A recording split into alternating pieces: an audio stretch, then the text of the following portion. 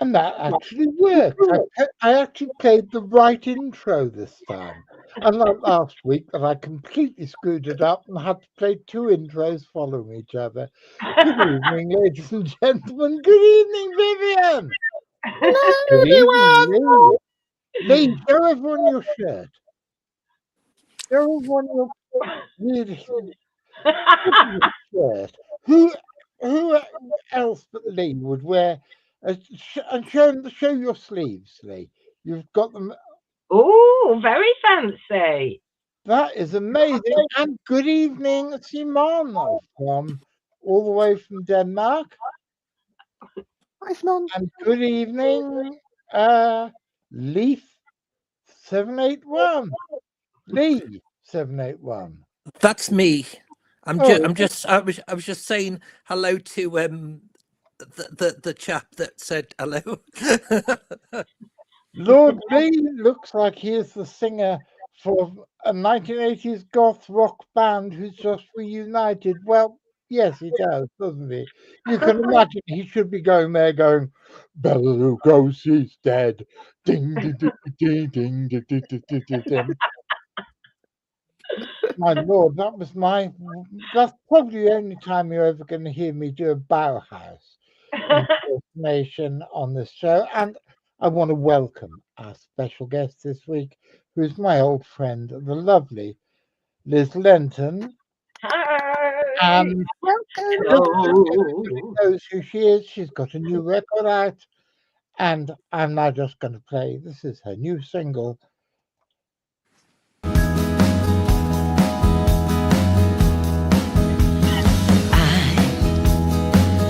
Wanna meet that girl sitting on your bathroom shelf, having the best time. I wanna feel like her, not a care in the world. Looks like she's been there her whole life. But she's got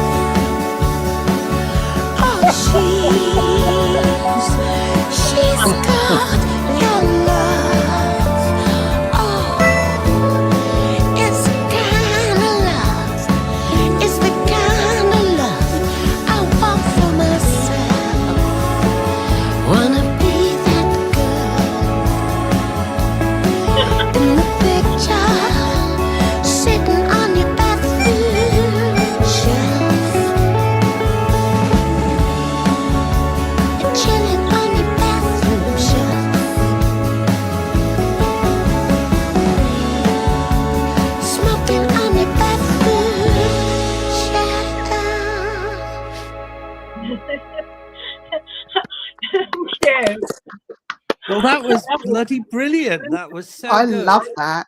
Thank you so much. Only I know it's not really a jammer, is it? Sorry. You might not have seen, but I was dancing along in the background. And Oh, you thank didn't you so see, much. first of all, Simon in Denmark said that your voice is sultry in a classy old school way, which I would agree Oh, with. thank Yep. you so And much. then How he said, that? it sounds like it could have been on the soundtrack to an after 1970s softcore porn film. Hang on, please. Can I just take a screenshot of that? Put it back up. Put it back up. Get it back up. Get it back up. I absolutely love that. Can I use this, please, as a quote? Do it. Yeah, of course you can. Do what you want. I'm sure you Thank can.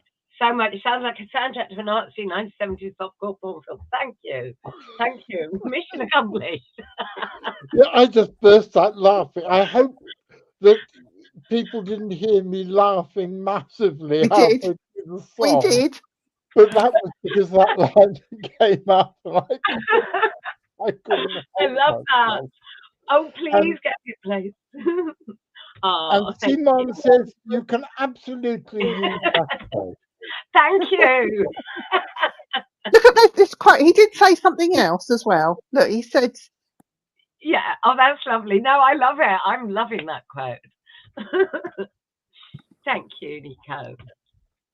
and so does Net. She loves the song as well. Thank Oh, you. Nettie is sort of the national treasure as far as we're concerned, and she is sort of arbiter of taste on this channel. Thank you, everybody. Thank you so much. Oh, and apparently, according to Simon,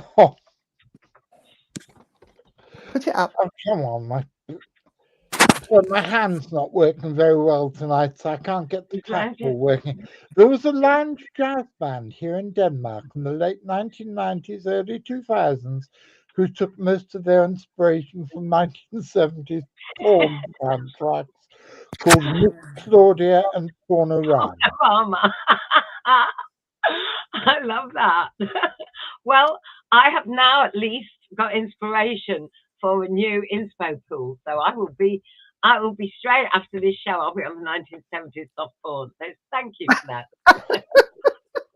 And now, just within the first 10 minutes of the episode, you can see that this show is unlike most of the podcasts. You know. But your voice, it's very unique. I've not heard anyone sing in the way that you do. And I suppose I'm not comparing you to Amy Winehouse because that's just silly. But she had a unique voice as well, like you have, and the way that you sing. And I absolutely adore that song. I'm going out to buy the album. You've got an album out, haven't you? Plug. The album is out on the 26th of March, yes, on vinyl and on digital. So Excellent. I would absolutely love that. Thank you so much. You've made my night. Tonight is show. Guys in the chat, buy it, download it. Tell your parents to buy it. Everyone buy it. Let's get it. Tell us about the album while we're in this. Hang on, I'm going to try and see if I can get the album cover up. Show how professional and clever I am. Tell us about the album, Liz. Say again. Tell us about the record. So the record is called Behind the Scenes, and it's songs about life and in front of and behind the scenes. But the whole concept is about collaboration, because I realised there's 32 collaborators on this album, and it made me realise how many other people are involved. And I think people just get this idea that one person or a band pops on stage, does their bit, goes off, and there's nobody else involved in the whole process. And of course, there is everybody from makeup to a wonderful artwork designer who, somebody said to me it was that cover AI, and I said, oh my goodness, no. This guy spent God knows how long. He huge, loads of photo shoots of me doing all the different things that I do all day, every day behind the scenes.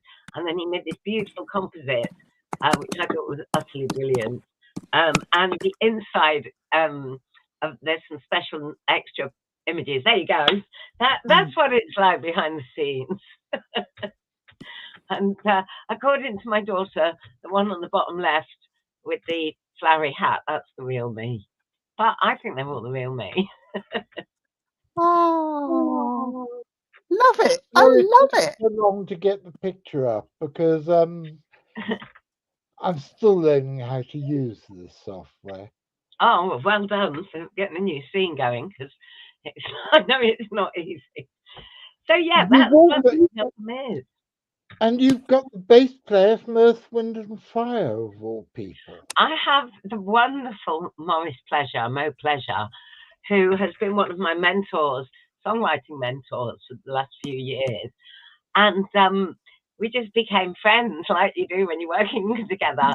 And so he's played on a couple of the tracks for me. And actually, there's a track at the end of the album with the London Strings on, and he introduced me to them as well. So, yeah, Mo's done some gorgeous bass, obviously, on it, although he plays every instrument. And yeah, I've seen him live a few times in London in the last year. And he's just wonderful. Oh, he's an absolutely amazing bass player. Oh, he has got to be, seriously, one of the most humble people I've ever met. You know, and he's just so. I've worked so much with him on my songwriting that now I almost can predict what he will say, what his feedback will be. So he's kind of, I think he's getting a bit cross with me now because I keep bringing things in. He goes, I've got nothing to say. And I'm like, yeah, that's because I know what you would have said. So I've already done it. He's just an incredible musician and a lovely, lovely man. Who inspires you, though, Liz, to... who gives you the inspiration? Who do you aspire to?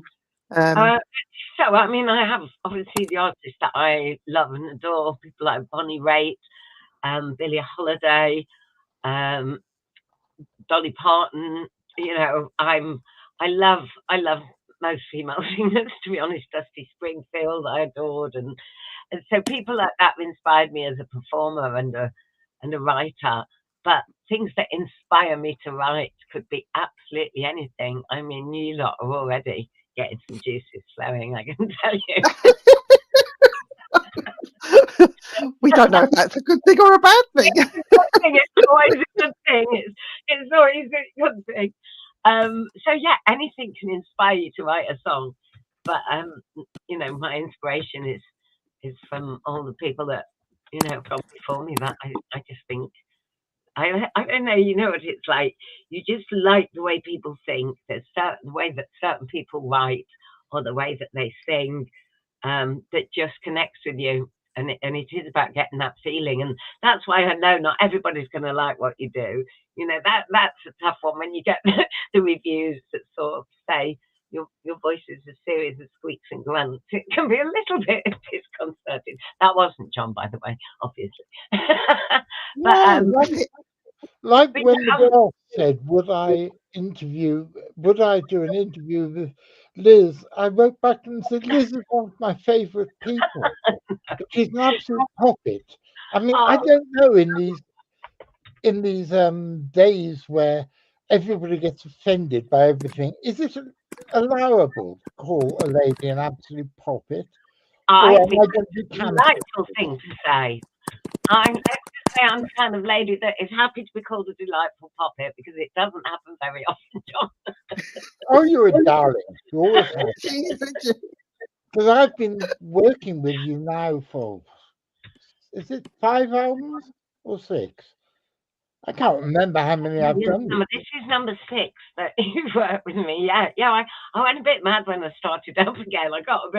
I couldn't stop. I got a bit of musical diarrhea and it just didn't stop. But but there's been a little gap with this one because of lockdown. I think just, you know, just crack everything round to a halt. But yeah, I was on a roll. Well, a lot of that was because you met Tom Jutz, wasn't it? Absolutely. I mean, and I still work with Tom on this album, even though I've not been back to Nashville. Tom produced at least half the tracks on the album, and he played on at least half the tracks on the album. And we sent files to and from each other. You know, I'd sort of send my roughs and then send it to Tom, and he'd put his bits on, and he'd send it back, and I'd do some vocals. And then a couple of the songs, like Bathroom Shelf, I then went to another producer, Martin Sutton, you probably know, wonderful, from the TSA. Martin did the vocal production on that track. And then the lovely cat Amy did the harmony vocals, and it all went back to Tom to be mixed, and then it went back to Martin to okay, and then it went to Alf to be mastered. And that's what I mean. It's been, Tom's still been heavily involved, even though he's all of this has been done from all over the place. I can't wait to go back and actually do another album in person with him, but I think I'm going to wait till things have changed before I go anywhere near America now. Yeah, I wouldn't recommend it at the moment. Viv asked you for your musical inspirations. I'm thinking about literature inspirations.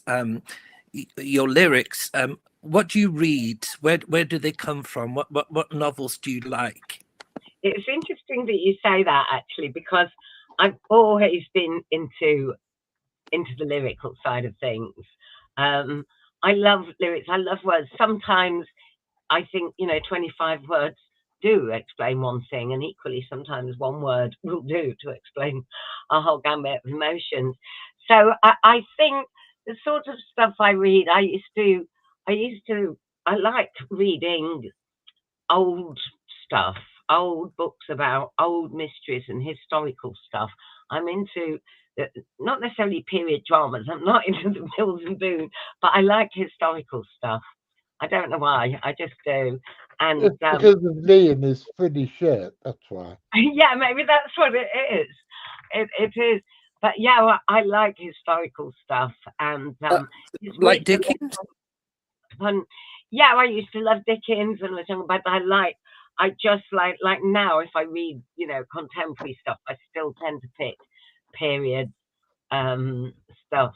But yeah, back in the day, I would read Dickens. I got, obviously, like probably everybody that does anything to do with writing goes a bit Shakespeare mad for a short while, because you just can't not, because it's just so inspiring. And then I got into poetry. I liked Hilaire Belloc. I kind of got into weird, quirky comedy stuff for a while. I like stuff that's got a bit of wit and a bit of edge to it. I actually write poetry, so if you ever want me to share one of my poems with you, I'd be happy to. Well, I would absolutely love that, because again, I think writing poetry is a totally different mindset and skill set. Not that they can't cross over, but I do think, writing. I think someone once said to me, "What's the difference between a lyric and a poem?"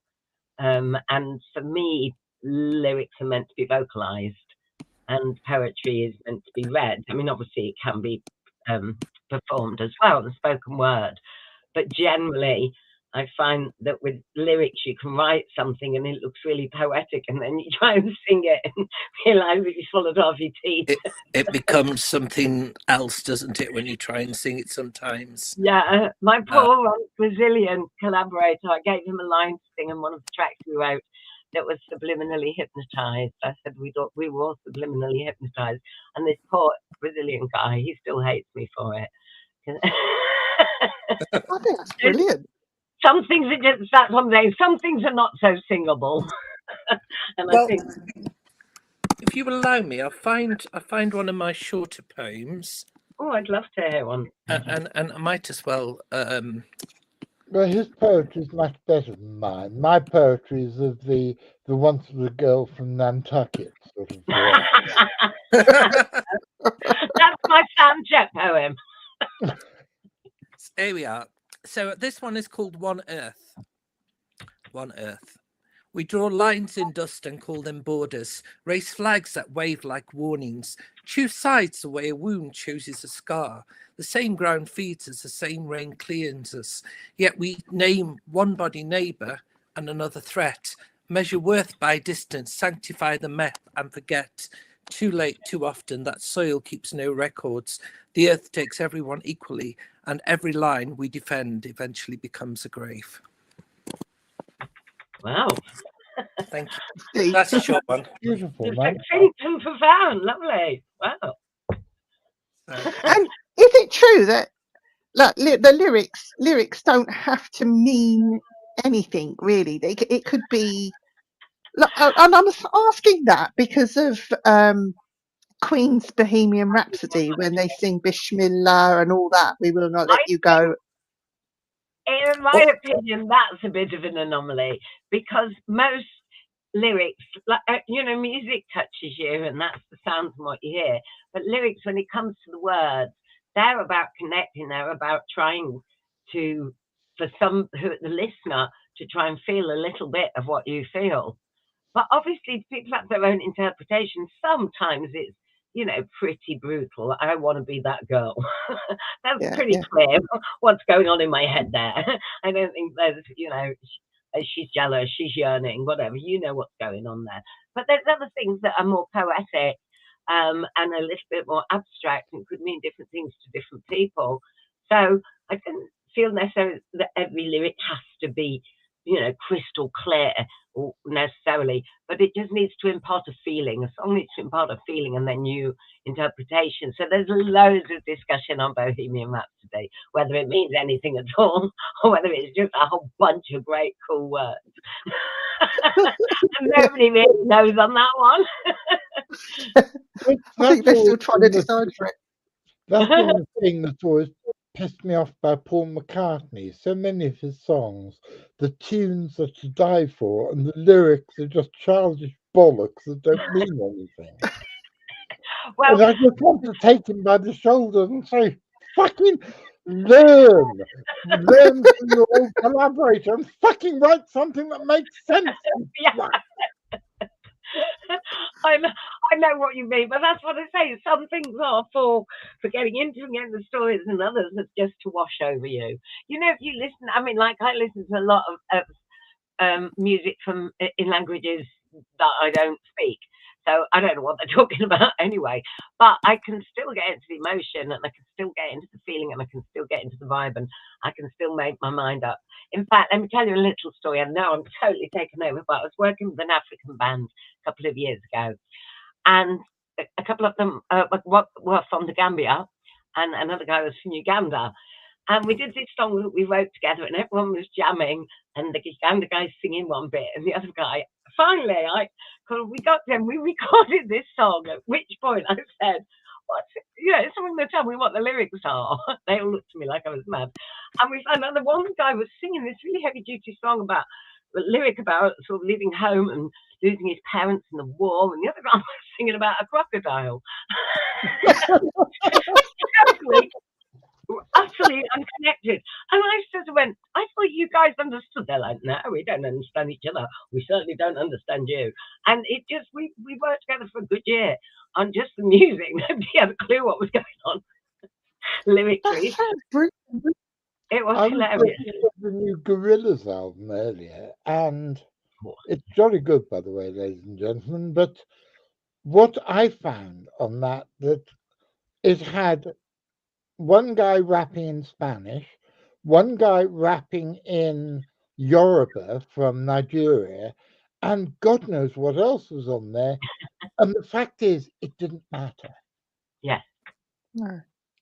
The emotion came through, and it's a bit like listening to opera. Yeah. I love listening to La Traviata, and I haven't a fucking clue what it means.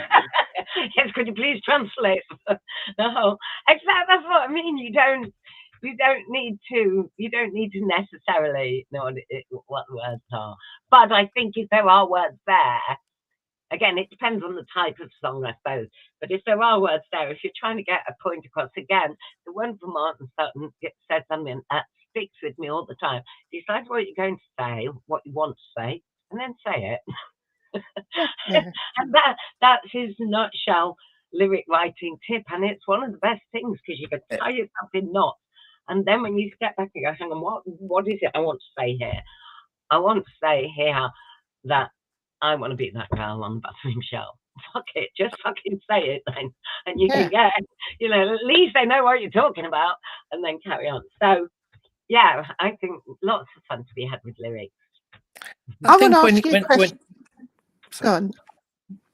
I think when you're writing good music, it's like being on a boat, and you let the river take you downstream, and it becomes like a flow, because you and the music. I play the piano very badly, but you and the music, are connected, and it becomes more than just you. It becomes almost like a spiritual experience. You become joined together.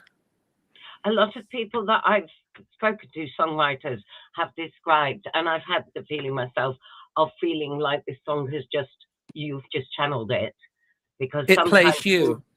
Some songs come so quickly, you can't write them down. I'm a pen and a pad. You can't write them down quick enough. They're just falling out of your head.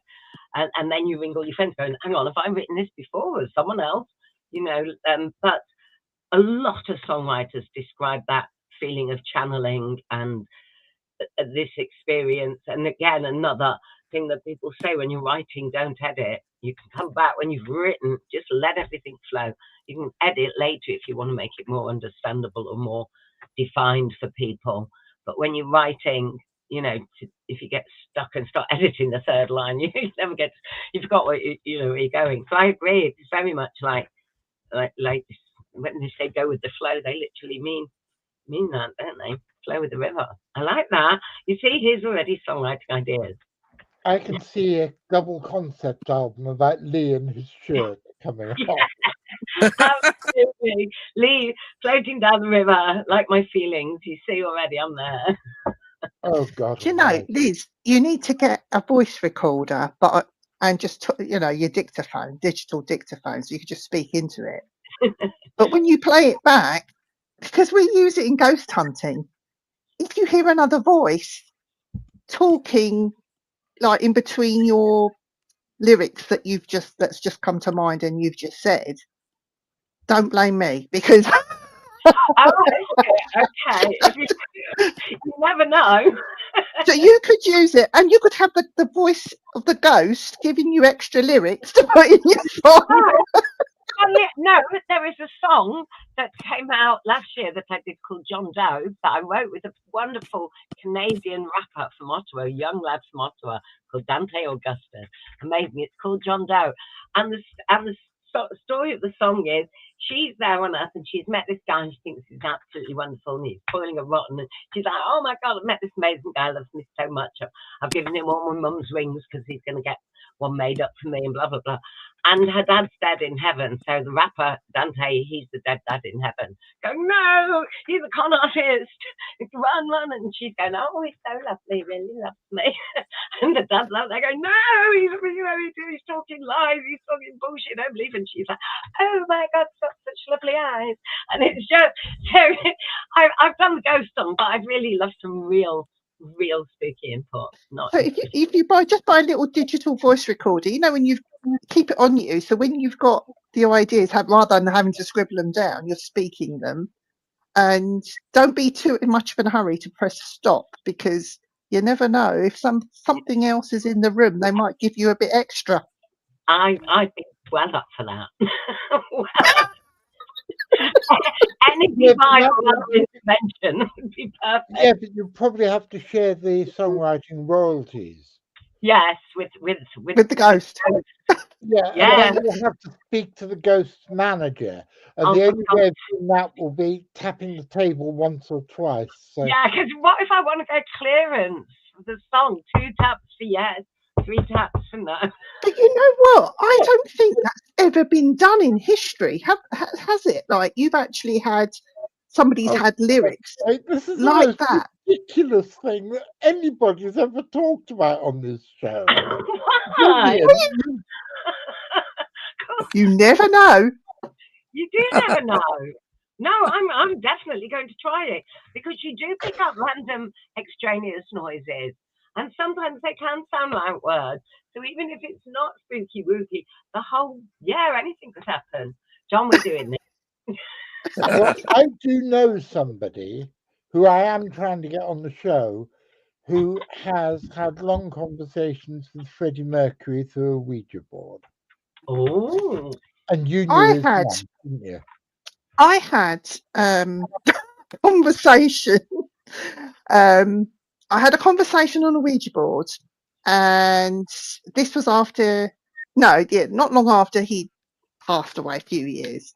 And he was saying, he was talking about his mother, and I knew of his mum, and he was saying about the loft space. And I asked what was in the loft space, and it said tapes. And I said, was this unreleased recordings of yours? And I just got the thing that come back, yes. Now, nothing has ever come out about these tapes, or even if they were there. If they were there, I should imagine that his sister's got them, and they'll stay hidden now somewhere. I don't know, but they were well, that would original tapes. be something else, though, wouldn't it? Yeah, but you never know that Mary Austin might Psychics right. So. found things before, haven't they? And you heard it first on the Spooky Show, John. You heard it here. Freddie Mercury's new album, as released by Spooky. And goes any credibility I ever had as a rock music journalist. I'm going to do a duet with, woo, Freddie, something just fell off my shelf. Now you're spooking me out. Freddie, behave. I'm sorry, I think that was Freddie saying he wanted to do a duet. I'd love to, but keep off my shelf. Now I'm fucking scared. Duet with Freddie Mercury is coming your way.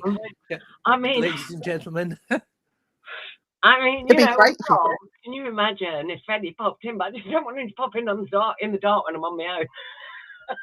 Oh, he wouldn't. I don't think he would hurt you. I think he was a lovely. He scared me because I was quite young, but he was all in all, he was a lovely person. And the only reason he scared me was because of the flamboyance and the way he spoke to me. Because I was in his mother's house drinking tea, and he didn't know who I was, so it was like, "Hello, darling," like.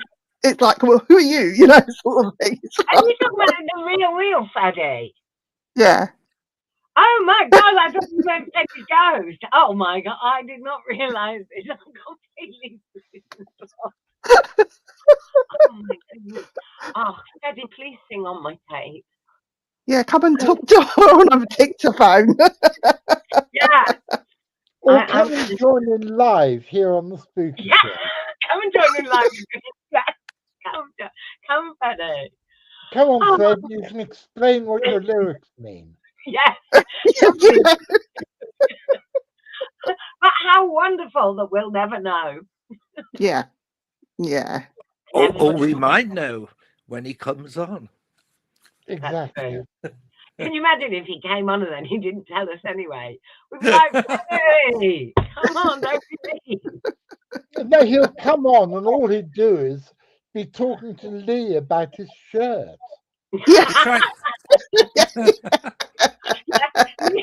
I think he'd like this shirt. I think he'd like this. I think he'd like the shirt.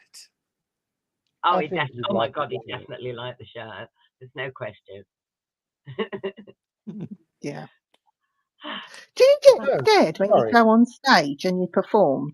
Have you ever suffered with stage fright, or how is the build up to it until you get on and start doing what you do? It's always, I mean, it used to be when I was younger, you get nervous a week before, and then it sort of would be a few days before and the day before. Now I've been doing it so long, I get nervous just before. But that's part of it. I mean, I'd hate not to in a way now. It's part of the adrenaline, I guess, that, hopefully makes you perform better. But yeah, I've never not felt scared. What was worse? Doing that before a stage show or meeting the Queen? Oh, it wasn't scary, meeting the Queen at all. But I didn't really. No, I didn't really meet her to talk to. She didn't physically give me the thing. That was the Lord Lieutenant. so I didn't. Oh, was it? Oh, okay. But no, I wasn't scared going to the palace at all. I took my sister, and she ate all the cakes and loved every second of it. So it was great. Did you go in the toilets and steal anything? I would have done. I tried to. There was nothing to steal. Everything, I swear, everything was pinned down. There was nothing to steal. We looked everywhere. You had to look then. I was winding my sister up that I was going to smoke a joint in the toilets like the Beatles had, and she was like, "Oh my God, we get there now." I was like, "I'm not really. I'm like, if the Beatles can do it, surely I can." And she was like, "Please don't, please don't." I didn't. Do Aw. She knows I didn't. But yeah, it was fun going to the palace. Damn. You take think something I'd like the toilet roll or put it in your handbag or something, you know. It wasn't literally the toilet roll was attached because we were laughing. Literally, I came out with a bit of, toilet roll going. Honest, this came from the palace. Like, yeah, of course it did, Liz. We get Andrex in Tesco's. I'm like, no, really, this came from the palace. No, nothing with, any royal crests on or anything. I know, highly disappointed. Isn't it? So, guys, in case you didn't know, You're muted. am I? No, Oh, Can you hear me? I can hear you. I can hear you. Is it just me? Can you hear me, Liz? Golly. Freddie, She stop doesn't. fucking about with the electronics. Jonathan, she doesn't like you. No, I'm only joking. Ignore me for a minute. Can you hear me? Yeah. Oh, yes, can't we hear can hear you. Can you hear me? Hang on. Oh, I love technology. I'm not was the muted, ghost. I don't think. Oh, we've lost her. I didn't do that. Oh, She's dear. pulled the lead out. Okay, what's happened to Liz? Oh, she's come back. She's gone off. She's come back in. Just to explain, ladies and gentlemen, Liz and my younger brother Richard have both got something in common because they both were awarded British Empire medals in the honours list. And my brother got it for work he did in the Reconciliation Committee in Northern Ireland. And Liz, who's disappeared again, have you? She's disappeared again. Oh, she's back. Can you hear me now? And We I can't hear you. Oh, Liz, for God's sake, this is ridiculous. No, it's not. She's all right. No, I can't hear her now. No, I She'll be can't back. hear it either. This is all talk amongst yourselves, ladies and gentlemen. But hasn't she got a fantastic voice? She has. I love Liz's voice. She's got And an amazing. This new record is absolutely smashing. Oh, it had me bopping along. It was really, really great. But the whole album's worth. But I could checking. see her singing the main theme song to a chick flick or something like that. You know, something like Four Weddings. Or 70s soft porn chick flick. No, not 70s soft porn. Can you hear us? Hello? We cannot hear you. No. Can you Not do a Macaton? problem. Why can he not hear me? We can hear you. Hello, We got you. Welcome back. Way. Oh, I'm so sorry. I have to apologise for my technical Oh, incompetence. no, it's fine. It was fine. Freddie fucking about with the microphone settings. I know. I'm meant to be a producer as well. I produced some of the tracks on the album. I can't even get this working. I do apologise. I'm sorry. What I missed? Well, nothing. I was just explaining that you have a British Empire medal. I do. Here, actually. Wow. Oh, that's pretty All cool. right, isn't it? That is cool. My brother has one as well. I use it as paperweight. And my certificate is in the toilet. But that's how everyone sees it. That's Aw. fantastic. Did your brother? I What think did it's your great. brother get his for, John? I think we have. You told me. He was in the army in the 80s, and in Northern Ireland he did work with the Reconciliation Committee, bring the two communities together. From No. memory, I think he was running a youth club for both Catholic and Protestant kids, Well, which is pretty far out thing to have done, I think. yeah. Oh, absolutely. There was. I did feel a little bit like, what am I doing here? Because everyone else, that I met there seemed to have been doing much more important things.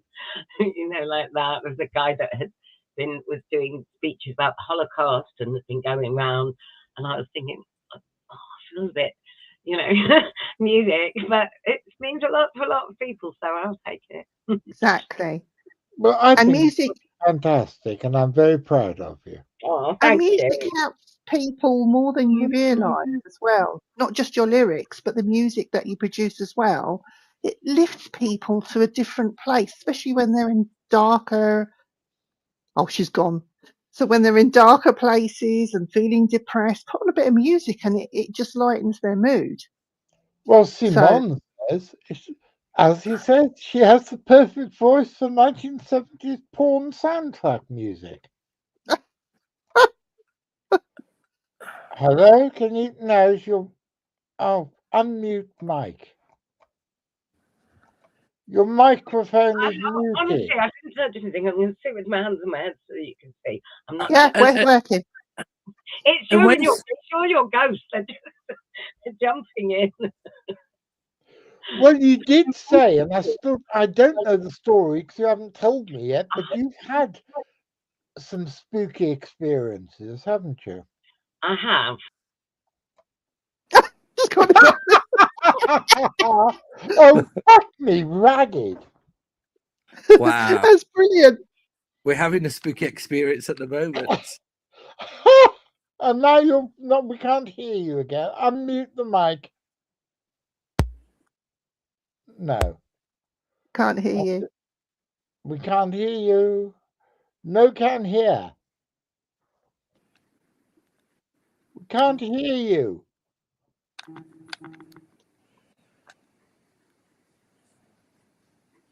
Oh, she's. This is so spooky. I don't like That's it. Okay, better. I've done it. Have you got me? Hello again.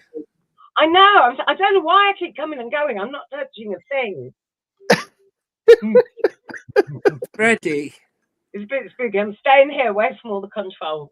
Jonathan was just asking about your spooky experiences. Okay, I'll try and tell it. So, And then you mine completely is all disappeared. about, I know, and then I disappeared. That was spooky. So, mine is about the smell, sense. My grandpa used to smoke a pipe. When you're a kid, how that I think it was old Holborn or something. It was a very distinctive smell. Yeah. It was him. That was his smell. I knew it. I used to love it when I sit there as a kid at his feet when he's smoking.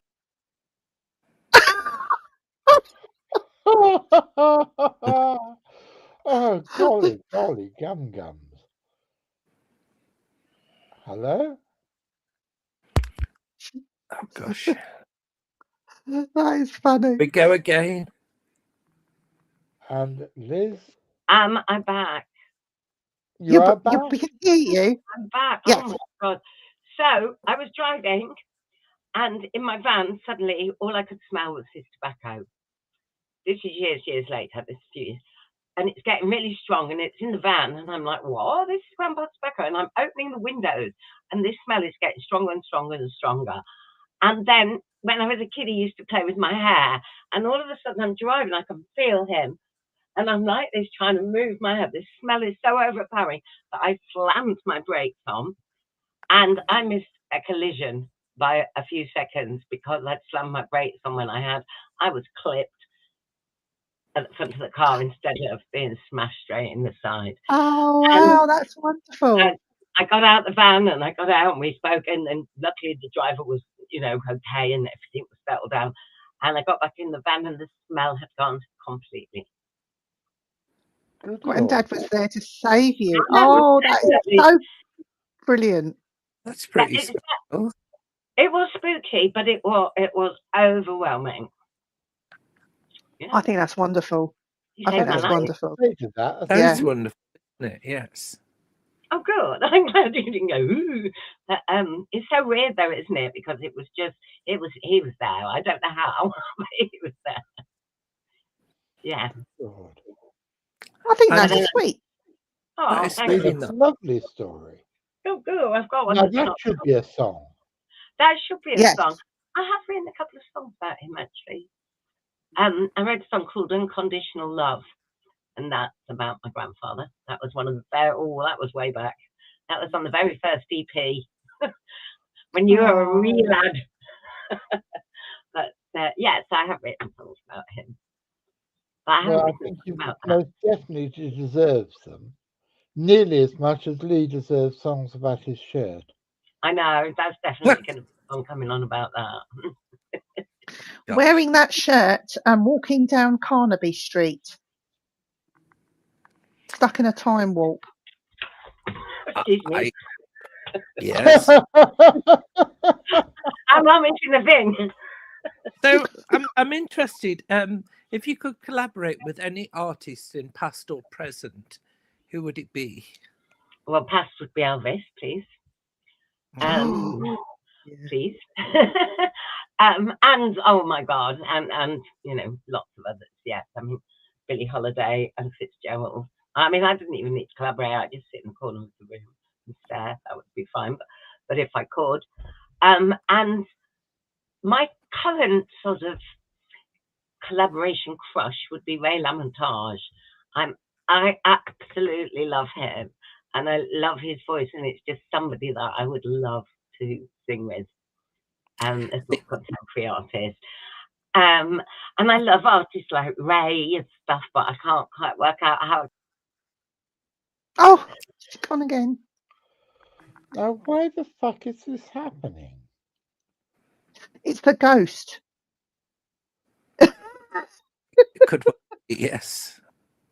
Well, we are on the spooky show, aren't we? So, We are, and it keeps saying you have been removed from the stream on my. Is that Oh, you dear. doing it? My hands are up here. I'm keeping my hands where you can see them. It's not me. Not me either. It's not me. Okay, everybody has to do the rest of this with our hands on their head. Lee is the only Hands one. on head, fingers on hips. I'm playing a game at the same time. I'm so sorry. I genuinely have no idea why this is happening. I hope it's not totally ruining it. No. Like Lee said, it is a spooky show. And this shit happens. This is what happens. But yeah, my current collaborative crush would be Ray LaMontage. But I mean, God, there's so many people that so many. The person that comes to mind that I'm thinking of, which is probably completely wrong, is Karen Carpenter. I do love Karen Carpenter. Again, I think I would just be too overawed by her. She's got such a pure voice, hasn't she?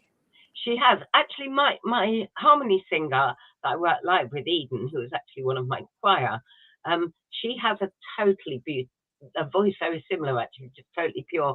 And our voices, with my kind of weird husky stuff and her bell-like voice, they go really well together. So, I mean, obviously, Karen Carpenter, what you know. Do you know what?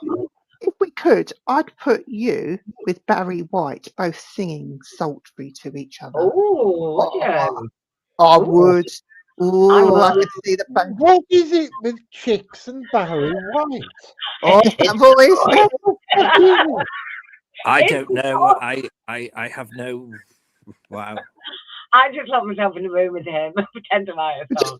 You could do the singing, and he could be doing the sexy talking to you. Yeah. Oh, I mean, that'd be there's good. a song on the album, Viv, that it's called "Let the Good Times Begin," and right at the beginning, I can hear Barry White on it. But I swear to God, when you listen, you'll know what I mean. He's there. Okay. I can hear it. If I'd have put somebody to do it, they would have all thought I was mad.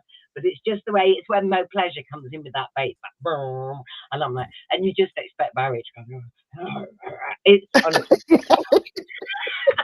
Now, That's there's brilliant. something that I half recorded with Richard Freeman. I did this Barry White style instrumental, and I had Richard over the top in a broad Lancashire voice that I can't do, saying, show us your knickers, love. Like that. And talking to me disturbing rubbish over the top. And here is Liz back again. Oh, I just keep wandering off with the spirit. Well, Can I've you done hear a it? show like that when I was so full of spirit that Yeah, we know about your spirits, Jonathan. That wasn't spirits. They were gummies. okay. Admittedly, I'd been stoned for a week by accident. By accident. Well, yeah, a friend of mine's mother has seriously, really excruciating arthritis, and she's completely crippled by it. And she said to me, did I know anything about CBD gummies? And I said, no, I've never tried them. But she said, could I try out a couple of different sorts? Because she didn't want to get her mother stoned. And I tried out these ones. They weren't CBD. There was something semi legal, which is supposed to be really good for pain, called cannabinol P. And I tried one of these, and Graham and I had one of these each on Friday night. Cannabinol P. Oh, I'll give you the link if you want to buy Yeah, them. send her the link. I I had one of these on the Friday night, and I was still off my tits on the following Wednesday evening. And this is while That's Viv a nice was on day holiday. high. We're completely and utterly wasted for about 6 Sorry, days. and just repeat that link again, John. I will send you the link if you wish. But the guy who was on the show with us, Ian Squibbs, had been drinking all day, and he was pissed. I was stoned, and it was massively good Good chat. television. But I remember Entertaining, saying yeah. to the crew at the end of the show, because Vivian was on holiday, and I said, I hope to fuck Vivian never watches this show.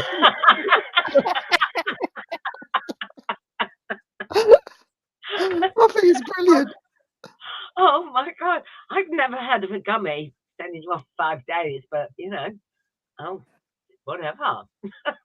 Yeah, because I stopped smoking 10 years ago now.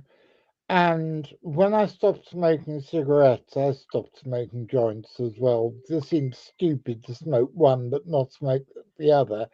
So I quit smoking cold turkey. And I must admit, I do mildly miss it. And now I've got these gummy things I bought by accident. Graham cuts them into quarters, and I have a quarter of a one at a time. Oh, Lordy. Oh, it's Yeah. funny Anyway, though. completely drifted off the subject. Why is it that they always end up talking about drugs? Well, because we can't. I want to know. I can imagine that you've got quite a high tolerance, haven't you, Jonathan? So, No, gosh. I'm not. I'm like somebody's maiden aunt with a glass of sherry. The only drug I have got any tolerance to is alcohol. Everything else, and I'm anybody on a tiny dose. Oh, Which is probably why I'm still alive. Jonathan, let's ask Liz about her other ghostly. You said you had 2 ghostly stories. Yeah, this is not so. This is also to do with the scent. So again, I came home and I'm in my flat, that house, and there's a really strong scent of this particular perfume, and it was one of my close friends' perfume. And so whenever I smelled it, it was a dewberry thing, dewberry that she used to get from body shop. So it was very specific, and it was her smell. And I was like, oh, that's weird. I don't think she'd been round, for a while. So we got home, and basically during the course of the evening, this is horrible actually, I don't know why I'm telling this, but during the course of the evening, it's getting stronger and stronger again, to the point, and I'm saying to my fella, can you smell this? And he's like, no, he can't smell anything. So I am now so overwhelmed by this smell that I phone her. And oh God, I don't really want to say this is really, but basically as this was happening, her daughter passed away. Her daughter plus her sister, which is equally horrible. Her sister passed away. Well, I just had to ring her, and I was like, I can't, it's not even I'm thinking about you. You're here. What's going on? And she was in the hospital with her sister, saying her sister's going. And it was again just such a weird sensation because my husband at the time he couldn't even smell it at all. And for me, it was so overwhelming that I was like, had to sort of literally had to phone her there and then in the evening and go, is everything okay? She was like, no. So that was a weird one as well. That's like a crisis. It's very similar to like a crisis apparition, but with the person throwing out this crisis thing not actually passing, but being in the room of somebody passing. It's like they're reaching out to you. Yes, I think maybe she needed to talk to me. Maybe she needed somebody there. She was a young woman. Her sister was a young woman. This is not unexpected, sort of thing to happen. And it was not like not like when everyone was phone, with mobiles texting each other all the time. It wasn't like that. So you had to go and get a phone. It wasn't. So you weren't in contact with each other all the time. That's why I have to contact her. And again, after I'd spoken to her, and after this had all happened, when I came off the phone, it's all gone. Oh wow! Now I've heard of clairvoyance and I've heard of clairaudience, but I've never heard of clairsmelliance. Or I have no idea what it's called clairsentient. I've had other, lesser things, but I've had other things where I've been able to smell specific stuff that other people haven't, and there's been something, and then there's been a few issues like that. It's very strange, though, isn't it? No, I don't have. It's not there. It's this sense. It's weird. I think that's absolutely fascinating.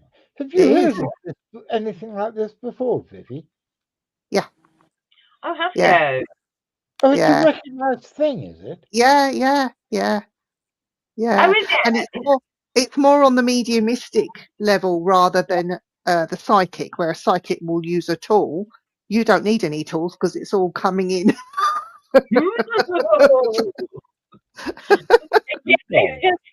Permeating its way in without being invited.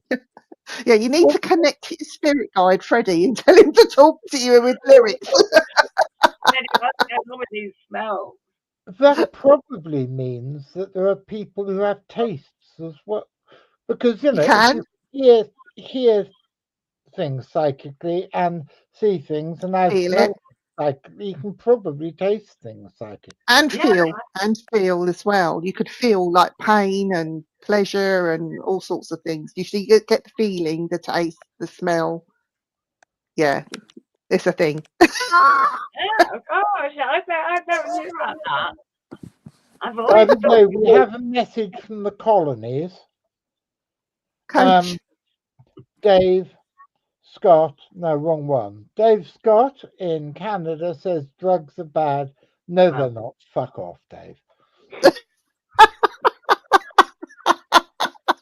A lot of drugs do a lot of good. Lots of drugs. Oh no, she's gone again. She'll be back in a minute. Dear Liz, this is absolutely brilliant. I'm enjoying it, and she's back. Am I back? I've been released. Hello again. Yeah, you just had me telling Dave Scott to fuck off, and you went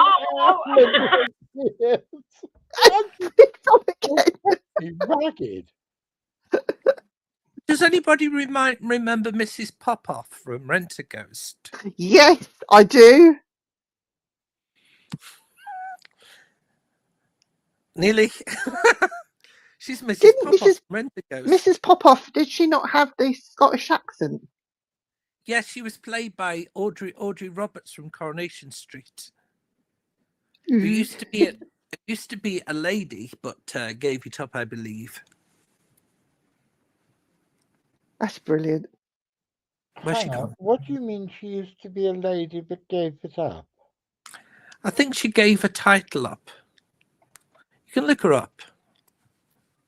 She's back. Hello. Am I back? You're back. We can hear you. We were Yeah, just. I was It's the just thought of- comparing. I was just comparing you to Miss Popoff from Rent-A-Ghost. I've never been this inconsistent with anything in my life. I'm so sorry. I think it's brilliant. No, I think but it was it's great. David fun. Scott putting her off. That's what it was. Yeah, it's all your fault, Scott. What This did is he what say? happens when- This is what happens when we allow colonials into the room. Colonial dear. So sorry. By the way, Dave, you know I don't mean it. We love you dearly. But the fact that you're from Canada has got to give us some joke. And they lost ice hockey. They lost at ice hockey. That's all we need to know. Canada lost. How can Canadians lose? It's a national game, isn't it? I know. You It's- were it's sick. like- yeah. It's like the English losing cricket or something, As if that never happened. which never ever happens ever. Never. Dear Dave, I keep on teasing him because whenever anyone mentions hockey, I pretend that I think it's the game that girls play in schools in Britain. And I That's pretend that baseball. I have no idea what ice hockey is. I think they use puck. That's all I know. Isn't Puck a character from? I have nothing to do with the events going on, and Viv, fuck off, LOL. No, Puck is from Midsummer Night's Dream, isn't he? Puck? No. Puck? Yeah, he's Midsummer Night's Dream. Puck. Yeah, he's Robin Goodfellow. Yeah, puck. Yeah, I thought so. Yes. Yes. I've got a mate who, if you look at the drawings of Puck in Kipling's Puck of Pook's Hill, I've got a friend who looks identical to him. It completely does my head. And I think if you are watching this evening, Dave Curtis, it is you I am talking about, and I'll bring you on the show one time when your next record is out, just so we can compare you with Kipling's drawings and plug your next record, which was always fun. I like having my friends on to plug their records. Oh dear. I feel I should have had the spookier track now. Yeah. I Do a think you're going to spooky have track. to for the next album. There's going to have to be a spooky song. Actually, Gus and I have a track called Ghost. I will get him to send it to me, and I will send it to you, and you can use it in your spooky show. It's very spooky, Oh. actually. We'd love to, wouldn't we, dear? Yes. Oh yeah, Good. definitely. And earlier, before I forget, earlier on we were talking about Barry White, but I was thinking of another Barry. Barry Not Malino. not Manilow. No, God no. He sung a song called "The Eve of Destruction." Barry Maguire. That's it. Yes. And I'd love to hear you do a cover version of that. Oh, interesting. Do you know the song? Yes, I do. Yes. The song I've always wanted to hear you do is Venus and Furs by the Velvet Underground. Christ, you could do that. I'd quite like to try some covers, actually. I haven't really done covers in a long time. Let me jot that down. I'm taking all these suggestions on board. So we've got Venus in Furs and Barry and Eve of Destruction. Yeah. Woe to anyone who gets Barry Maguire and Barry Manilow confused with each other, says Simon from Denmark. We are different people, guys. You write the Using the songs to stage make mode. the world. This is getting stranger than usual. A very easy to make. I'm afraid this is probably the weirdest show that anyone can ever come on. Hang on. A Danish pop singer called Peter Bell did a cover of Barry Manilow's Copacabana titled Listergarder with Danish lyrics about Copenhagen's red light district. Is this the same person that did the soft porn soundtrack? Yes. He's just saying he's obsessed with porn, isn't he? Simon, you are very, very dear to me. And I'm so pleased that you are part of this ridiculous show's community. You and Thomas have got to come on the show sometime. So let's book it that you and Thomas come on the show, because that would be great fun. We could roast them, couldn't we? Oh, I don't think I'd be very good at that. No, I'm a vegetarian. Not that kind of roast them. Oh, you never know. Oh, I thought you said you could ghost them. She said roast them. Roast them. Roast them, yeah. Not ghost them. I'm thinking, how are you going to ghost them? Just blank them. This is all getting. It's just it to can't assure. be very pleasant either to get Edgar Rice Burroughs and William S. Burroughs confused with each other and acquire a book from one of the two Burroughs expecting it to be by the other. Well, the difference being that only one of them shot his wife, but golly.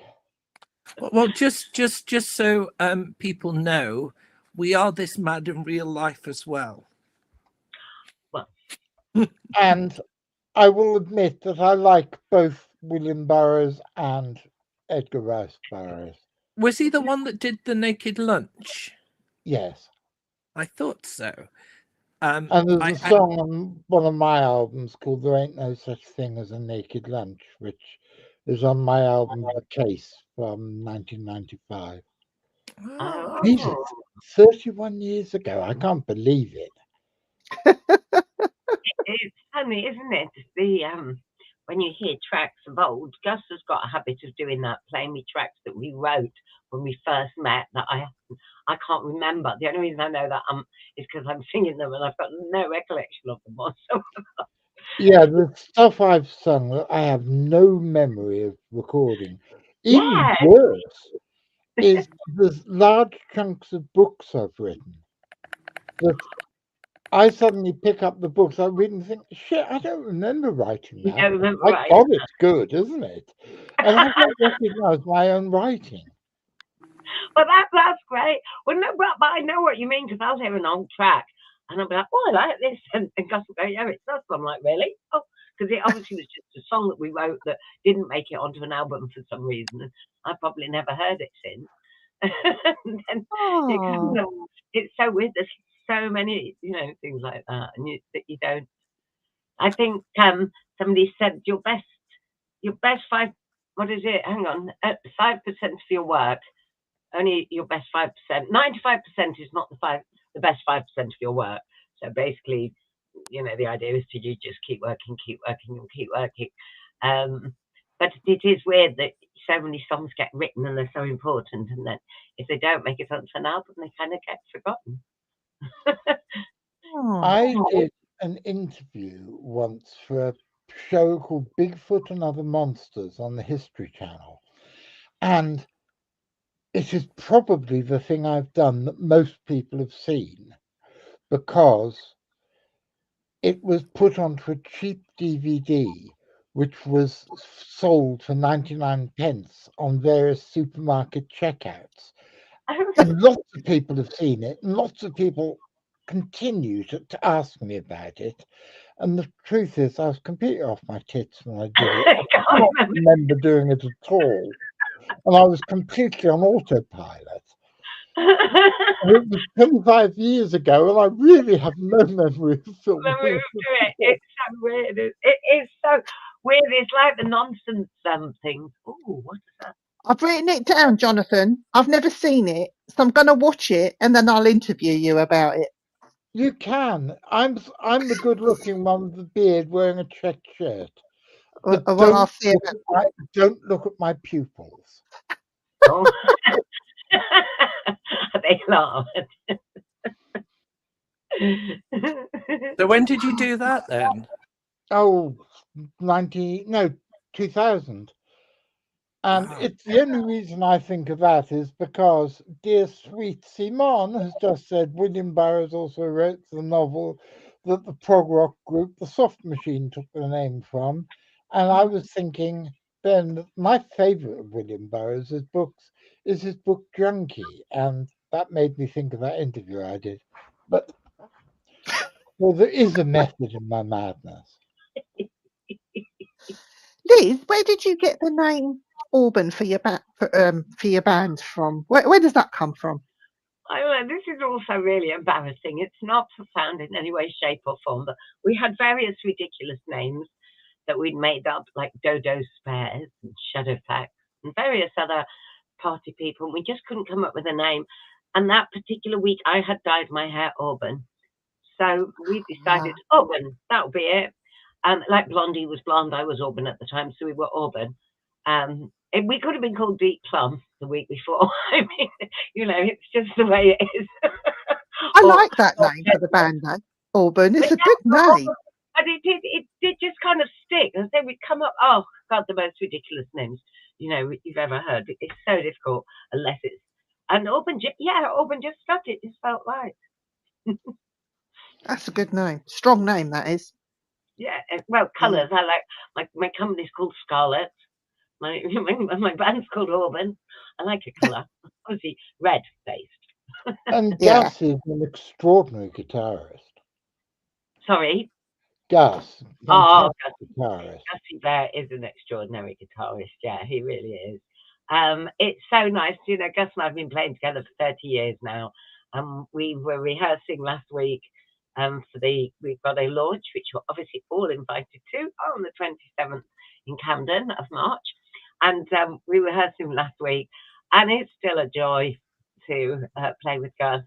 We still laugh all the way through every rehearsal, and he still makes no eye contact with me whatsoever, and hides under his hat on stage. And I just absolutely love working with him. He's just got such a great feel. You might be autistic. That's an autistic sign. Well, being that brilliant. No, not making eye contact. Oh God, no, that's because he's scared I'm going to speak to him on stage. Oh, I see. Well, I do bits of patter, and I won't say roast them, but I get them involved. I do a song about a stalker, and I do this big preamble story, and I pick on one of the band, and say, all right, and just tell the story, pretend it's all about them. And some of them will ham it up, but Gus just hides deeper and deeper under the hat. I pick on him, depending on how deeply he's hidden under his hat. Have you ever had a stalker? I have actually, yeah. It's not right. Yeah, I have. Yeah, quite scary. Ooh. I've had a stalker. Yeah. Yeah, no, it was quite scary for a little while. And in the end, I deal with it by sort of pretending it didn't matter and just, sort of responding occasionally, because the more you ignore stalkers, the more intense they get. Yeah. Lucky. Somebody did say to me, they've obviously done this before, so they'll find somebody else to fixate on. But it was, luckily it didn't get too dangerous, but it was quite scary for a little while. How long did it last? I suppose about 6 months quite intensely, and then about another year before I felt that I'm hopefully not going to hear from them again. Oh wow, that's a long time. I'm so sorry you had to go through that. It wasn't, it wasn't awful because I had people around me all the time. So, you know, it wasn't a scare. It was horrible, but I didn't feel desperately threatened because I was all, you know, I was with people all the time. But I wouldn't have felt. I found it much more difficult if I'd have been on my own. Yeah. No. Yeah, And is that what the song's about? Is that what the song is about? That experience? No, that particular I wrote this song before that. That experience was not that long ago. No, this song is a little bit. It's about, you know, boiling somebody's bunny and boiling their horse, and it's more an obsession. The song is a kind of joke. I always say, you know, that it's about being friend zoned, basically. And she's nobody actually being friend zoned, not. It's one of those songs. I like to think it's slightly amusing. Yeah. I'm not sure. It's not a dark song. Hell Hath No Fury, it's called. Yes. Sadly, in my career, I haven't had that many women totally sexually obsessed with me. I know how I would deal with it if they did, but if they existed, you know, I know exactly how I would deal with it. But it's never happened. So What would you do? don't ask, my dear. No, and the thing is, it sounds funny, but it's actually not when somebody won't go away. It's actually, you know, it's actually, and particularly, you know, people start making threats, and then they start threatening. If you ignore the threats to you, and then they threaten that to your family, that's when I lost it. I'm fine with people saying anything they want to me. I'm just in one ear and out the other. But when people start threatening your kids, that's when you start to. Now, You know. Simon has just said most of the women who are attracted to me are basically in real life versions of Velma from Scooby Doo. I think that's a good thing. Velma's cool. Which one is Yeah, Velma? I don't think I would object. No, I wouldn't.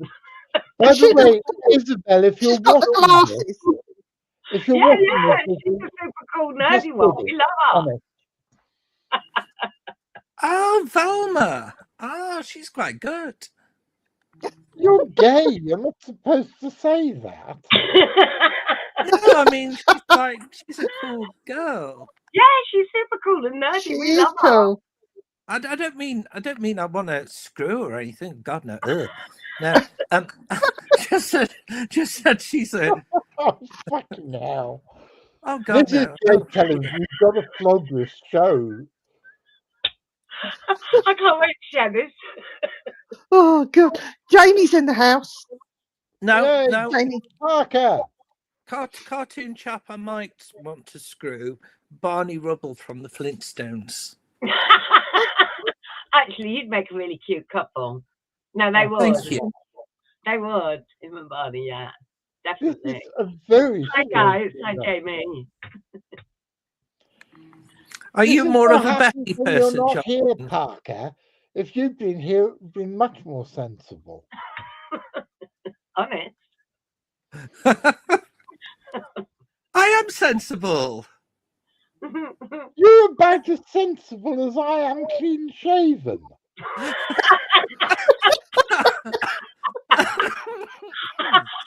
There's no dispute there, is there? We know how sensible he is. Oh, I like that. So we've got it's. And Simon says he finds it fascinating that Barney and Betty from the Flintstones have the same names as the married couple who got kidnapped by aliens, Betty and Barney Hill. Fucking hell, so did you? I never thought of that. I wonder if it was intentional. What you mean that the aliens are Hanna-Barbera fans? Yeah. Who came first, the Flintstones or the kidnappers? That sounds like the chicken and the egg. It sounds a bit, but who was? were they kidnapped before the Flintstones or after the Flintstones? Oh, for fuck's sake, Simon, you can't carry on giving us these wonderful tidbits. The Hill's granddaughter, Angela Hill, is a champion kickboxer. God. Can I please keep a number for phone a friend should I ever need any information whatsoever. Oh, that's wonderful. I love this show. It's It funny. is very fun, isn't it? It is absolutely wonderful. We've got 8 minutes left. Liz, if anyone annoys you and you need to tell them or put them straight, just say, don't pick on me, or I'll tell my dad, Jonathan Downs, to sort you out. I have used John to, scare people before. Just say, I'm going to tell my dad. Have Just you? refer to him as your dad. Yeah. John will take no They'll all nonsense. get scared. And if you want to set anyone straight, then don't ask me because I've got no idea Neither anything have about being I. straight. You say here. We have the most rainbow family you could imagine. So you would fit in perfectly here. Hang on, the UFO abductees came first. Oh, I'm very straight, maybe. You see, that was a sensible question. As a The UFOs came first. So the Flintstones characters was probably named after the UFO. Ah. Yeah. And Nico says Captain Caveman is Barney Rubble. I love Captain Caveman. Who's Captain Caveman? I missed that one. Captain Caveman. Sorry, that was what he used to say. I don't know, but I don't know who Captain Caveman is. Just YouTube him. Okay. YouTube him and watch him. He went, yeah, Captain Caveman. He's just all hair, a nose, and pink legs and an arm. It's like he's not got any clothes on. Cousin it from the Addams Family, basically. It's Captain Caveman and the Teen Angels. And the Teen Angels. Oh, that sounds like a bad name. Doesn't that sound like a cool bad name? Dear God. Captain, no, he's far too hairy. Barney Rubble isn't Captain Caveman, dear. No. What about He-Man? Does he float your boat? No. Oh, by the paw. Yes. I actually quite like Skeletor, though. I just think he's so camp and lovely. Camp skeleton baddie. I could definitely screw Skeletor. Yeah. There's nothing to get hold of. I quite like Man at Arms as well. He's quite good with the moustache. I imagine it would tickle on the way in. If I disappear, this is deliberate. So these are ideas for your lyrics. Is that shirt, being camp, being in Camden, seeing Skeletor? Yeah. Or Barney Rubble. I want a drink. Stuck in the time warp.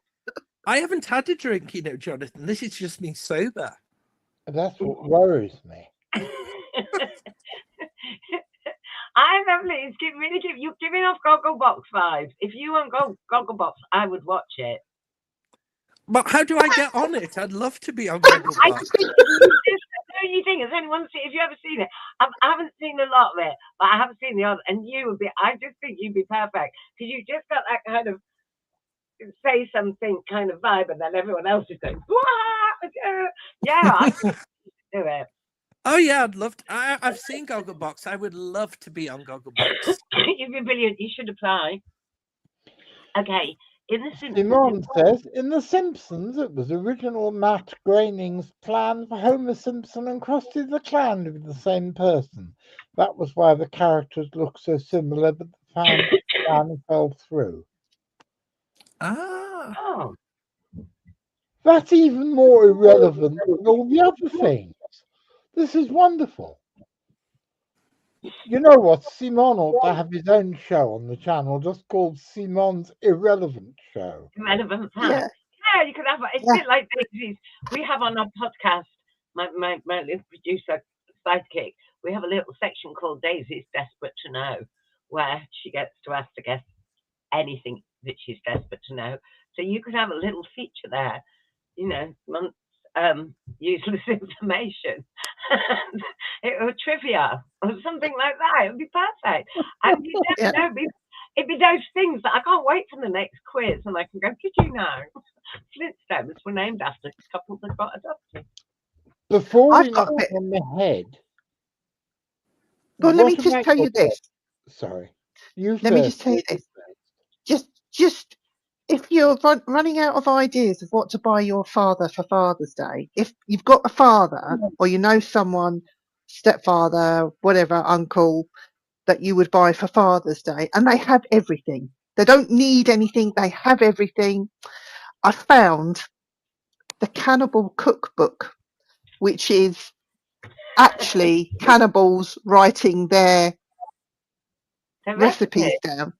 Actual cannibals is back on for sale. So if you get online and just Google Cannibal Cookbook, it will come up. Get him that, because I bet he hasn't got it. Sorry, that was my useless bit of information. The Cannibal Yeah, Cookbook back up for sale. If people, I mean, I can do a cameo for folk as well if they want one. That's another useless thing you can have.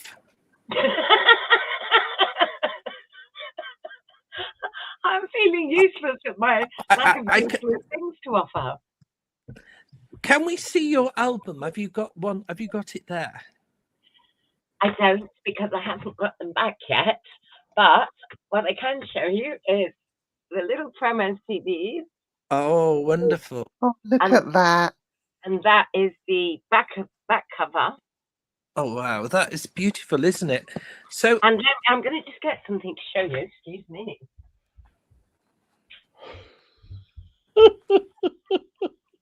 It's brilliant. Have I disappeared? And this is the inside. This is all the credits. oh wow, that's really cool. Oh, beautiful. that's beautiful. Really... And that's one side, and then that's the other side. Have you got like a raven down there in the bottom, in the middle?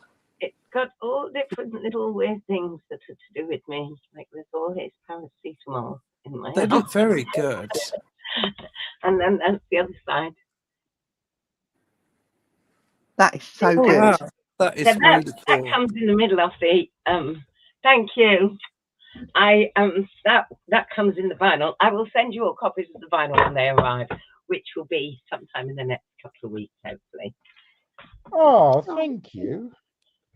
And are you having a promo thing? Did you say in Camden? Yes, we are having a launch party, which again you're all invited to at the Green Note in Camden on Friday, the 27th of March, and I have a lovely special guest, Ivan Khan, who is going to do a little warm-up set, and then we're going to play the whole album, and then a couple of acoustic version of. So some of the tracks will be quite similar to the recordings, and others will be quite different because we're doing acoustic versions of 2 guitars, bass, and a small kit, and even harmonies. So it's going to be fun. So we're going to be just playing the whole album from start to finish, and then probably a couple of old songs as well. I wonder what Andy's doing on Friday night. If he fancies going up to Camden. I'm there the following day for another gig, but I wonder if. Well, you'd be very welcome. Do let me know if you want to come. I will. Oh dear, poor Andy. I feel so sorry for Andy. Why? Because he dragged the poor bastard all over the country. Well, Andy could be one of Lizzie's groupies. Oh, what's he like? All bands have groupies, you know. My dad never did. Have you ever allowed it? Have you ever performed in the Vauxhall Tavern? I have. Funnily enough, we were talking about this because I've just signed a wonderful artist called Flamey Grant. She's a drag act, a country artist, and named after Amy Grant. She's a Christian country artist. She's the first LGBT artist drag act to get to #1 of the Christian charts, and I'm touring her at the end of this year. But I played there with, do you remember the Chet O'Keefe tour that I did with the guy from Texas? We did the track called Across the Deep Atlantic, a really cute little track. So we did a tour here with the guy from Texas. So I took him to the Vauxhall Tavern, and like we're talking a real cowboy. He had the whole thing. He's got the voice, he's got the spurs, he's got the shaboodle, and they absolutely loved him. One of my favourite venues to play. So much fun. I love the Vauxhall Tavern, and they were so. I'm autistic, and they were so nice to me as they I forget what the lady's name is that runs it. It was, well, I went through an old friend of mine, Andy, so I think it was Nikki. No, I'm not sure who it is now. Used to be. Hold on, I'll do a search. This is live TV, ladies and gentlemen. I'm researching as we go. Who ran the Vauxhall Tavern? Yeah, I love it. It's such a cool venue. Very, very strange. I had a wardrobe malfunction on stage there, and literally about 4 people from the audience got up and were just like, wardrobe! And everyone just jumped up and was sorting me out. I think my bar was come undone, and I was like, oh my God. And literally 2 or 3 people from the audience immediately jumped onto wardrobe. We're here. It's the best place to play. And the rest probably thought it was part of the show. Oh God, yeah, definitely thought it was part of the show. It was not part of the show. Well, That's what it was. Well, when I went there for my birthday. I went to celebrate my 49th birthday over there. I'm actually 50 now, I know. Well, I celebrated my 49th birthday, and I saw Elton John was sat in the corner having a pint. Well, not a pint, it was a cocktail, but he was there in the corner. And I thought, yeah, and I didn't bother him. I just let him be. That's cool. Well, it should be. People should be able to just pop in and out for a quiet thing. Yeah. There's not many people that can say that Elton John came out for a drink on your birthday. Yeah, exactly. well, I am the Queen, you know. You I saw a woman musician. I've had so many wardrobe malfunctions. We could do a whole show on that. Well, maybe you ought to come back and do a whole show on wardrobe malfunctions later in the year. Wardrobe malfunctions I have known. No, We'd that love to have, because I'm sure that I can speak for the other two. We'd love to have you back on again. Oh yes. Thank you. Yes, indeed. Yes, so definitely. At some point, I would love to pop back and come and catch you again. I hope I haven't taken over. Oh, No, it's been really lovely. You can let us know how you get on with this lyrics that you're writing about Lord Lee. I will. Oh, I have definitely got inspiration from this evening. Thank you so much. See, the writing is the fun bit. I'm meant to be in promo mode, but the writing is always the fun bit. What she's not going to tell you is that the title is called The Asylum, and we are all the lunatics within it. It's not. It's called The Spooky Show. That's what it's called. And he's going to have to listen to it again to pick up again on all the nuances. Oh. Well, the nuances basically, Simon, is I bang on about drugs and take the piss out of the other two, and Liz totally steals the show. That's how it works. Sorry. I'm a performer. It's my job. What do you expect? Well, ladies and gentlemen, I think it's that time again. I think we'd better sign off. Liz, thank you for coming along. It's been lovely to have you.